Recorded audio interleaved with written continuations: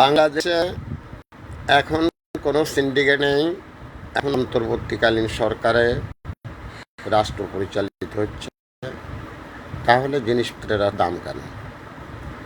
বাংলাদেশে এখন কোনো সিন্ডিকেট নেই,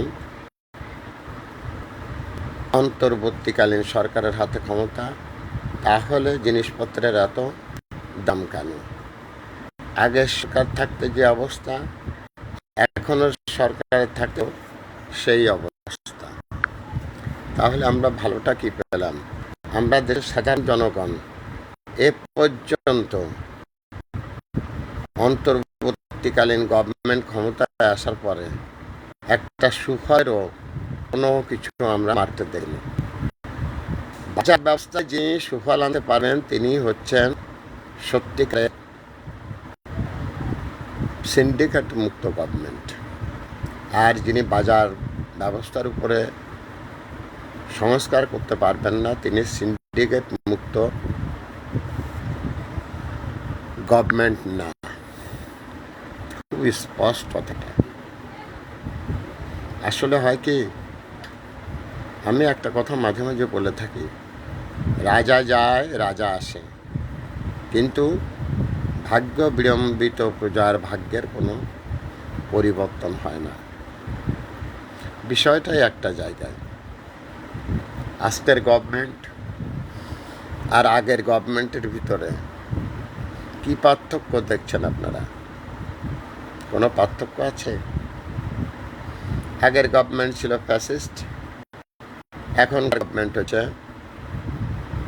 অন্তর্বর্তীকালীন গভর্নমেন্ট। আগের গভর্নমেন্টের সময় আমরা জিনিসপত্র যে দামে কিনে খেয়েছি, এখনকার গভর্নমেন্টের সময় আমাদেরকে সে দামেই জিনিসপত্র কিনে খেতে হচ্ছে। তখন একটা ধোঁয়া ছিল যে সিন্ডিকেট করে সব জিনিসপত্রের দাম বাড়ানো হয়েছে। এখন তো দেশে সিন্ডিকেট নেই, তাহলে এখন কেন দাম বেশি? তার মানে যে লাউ সেই কদু অথবা পামকিন, যাই বলেন না কেন, গরিবের ভাগ্যে সুখ সয় না। আসলে পৃথিবীটা এমনই একটা জায়গা যেখানে যারা শক্তিশালী তারা দুর্বলদের উপর অত্যাচার করবে। এই সিচুয়েশনের উপরে পৃথিবীর আবাদ। এভাবেই পৃথিবী প্রবহমান। সৃষ্টির আদি পিতা হযরত আদম আলাইহিস সালাম, সৃষ্টির আদিমাতা মা হাওয়া থেকে সেই একই প্রবহমান অবস্থা। জোর যার মুল্লুক তার। আজও সেই অবস্থা, জোর যার মুল্লুক তার। যার জোর নেই তার মুল্লুক নেই। আর কি বা বলার আছে, কি বা বলতে পারি? দুঃখ যন্ত্রণা ব্যথা বুকে নিয়ে বেঁচে আছি। টাকার ভোট কিনে পারি না, মানুষের ঘরে কোটি কোটি টাকা বের হচ্ছে।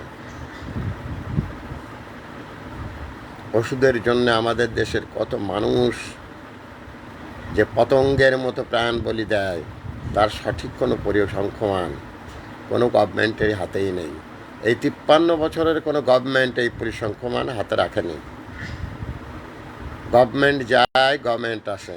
যে যায় সে শুধু বলে, যিনি আসেন তিনি শুধু বলেন কিছু নাই, আগে যে সরকার ছিল সব নিয়েছে। এর আগে বঙ্গবন্ধুর ভাষণ শুনেছি, চাল নাই ডাল নাই সব নিয়ে গেছে, কিছু নাই, আছে শুধু আমার। এই সমস্ত প্রাণ ভরা লোকজন যাদের ভিতরে শক্তি আছে, সাহস আছে, এ বক্তব্যও শুনেছি। বিএনপি চলে গেলে যখন আওয়ামী লীগ আসলো তখন শুনেছি বিএনপি হাওয়া ভবনে বসে সব শেষ করে দিয়েছে, এখন নতুন করে আবার তৈরি করতে হবে। 17 বছর আওয়ামী লীগ গভর্নমেন্ট চলে গেছে, সব নিঃস্ব করে দিয়ে গেছে। এখন আবার যারা আসছে তারা আবার নতুন করে বলছে কিছু নাই। এগুলো হচ্ছে ম্যাজিক, এগুলো হচ্ছে ম্যাজিক। যারা বলুক তারা অনেক ভালো আছেন, তাদের ফ্রিজে মাছ মাংস আছে, তাদের টাকা আছে।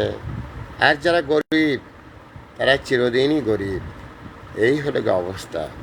তাই আপনারা যাই মনে করেন না কেন, অন্তর্বর্তীকালীন সরকার আপনাদের জন্য বেহেশতে বিছানা তৈরি করে দেবে।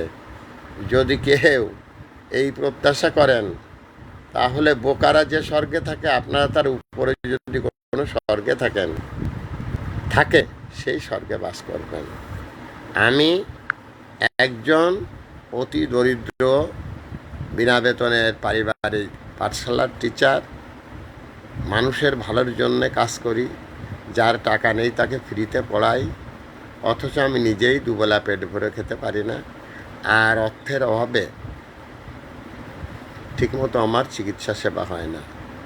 বিগত আওয়ামী লীগ গভর্নমেন্টের সময় কত বড় বড় অফিসারের সাথে নিয়ে কথা বলেছি, কোনো কাজ হয়নি।